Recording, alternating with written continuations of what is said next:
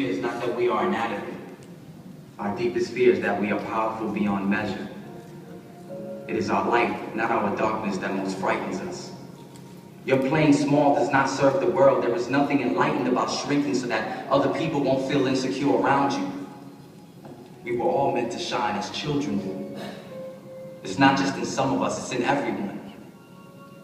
And as we let our own light shine, we unconsciously give other people permission to do the same.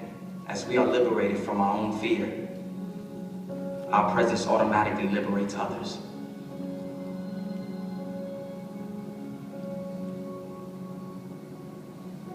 Sir, I just want to say thank you.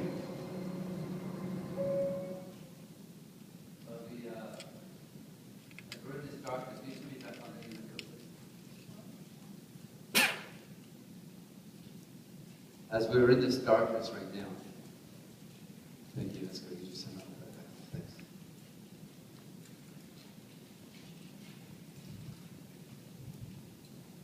You can turn that light off.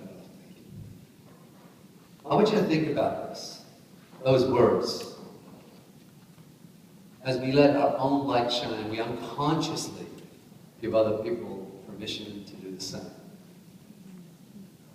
I want you to think about this world right now. You think of this century, at this time in humanity, that we would have stopped fighting each other, that we would have found solutions to hatred, to racism, to all these things. Yet, around the world, it feels darker in many places. With this ability to connect people, yet they seem disconnected. This ability to speak to people around the world in seconds, yet neighbors don't speak to each other. Doors aren't open. And I see the world like this. I often see pockets of darkness. People who really, their light has just gone out. Feeling lonely, unhealthy, sad, disconnected.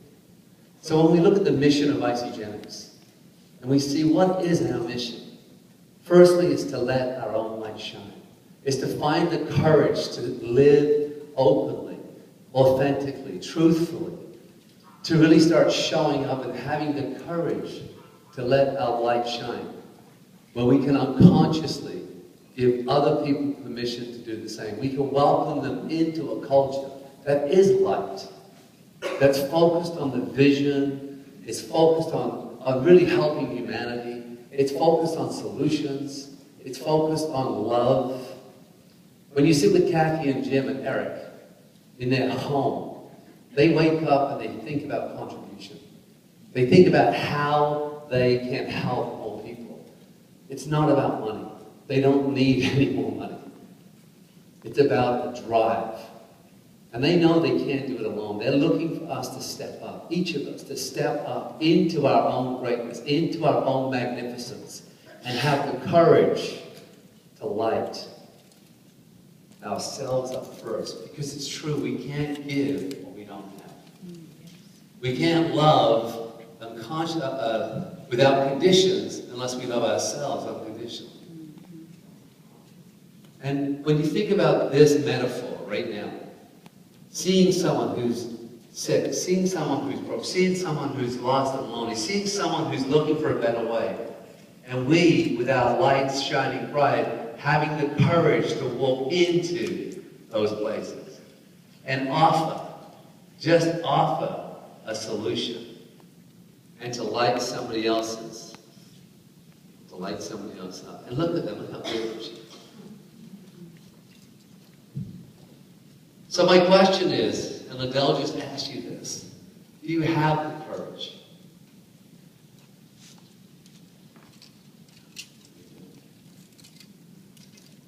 Do you have the courage to walk into dark places? And I know there's a lot of faith in this room. I could feel it this morning.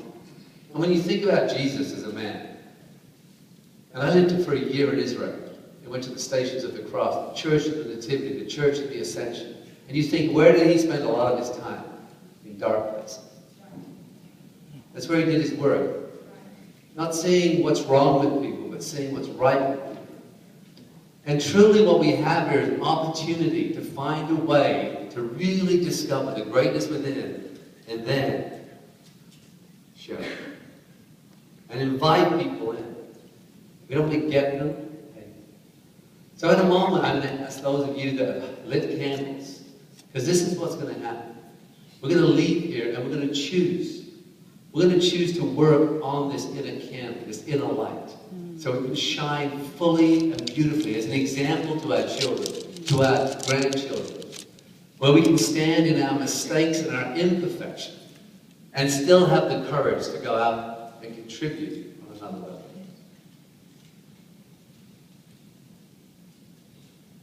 So as you light each other's candles, I'm going to ask you to look at each other and notice, what is it you're not seeing? Look how beautiful people are.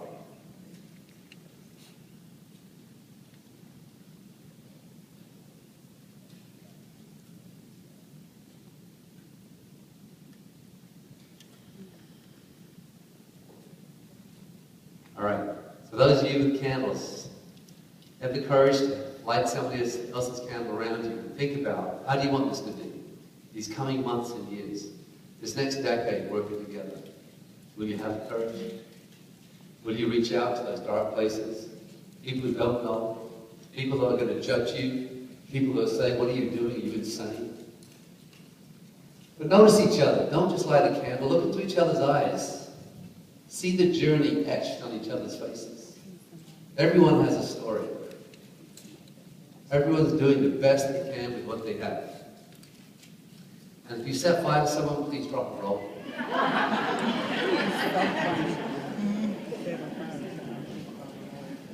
You can move around. Sometimes you have to walk to light somebody up.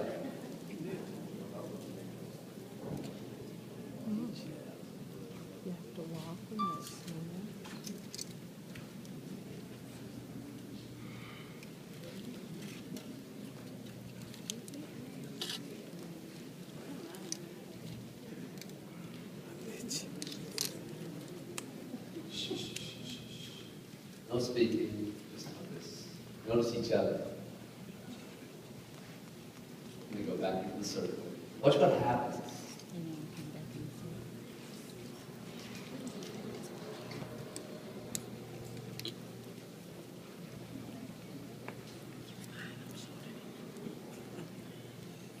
Stay silent. Look around you. Notice each other's eyes. Look how beautiful this room looks when people show up. People light up.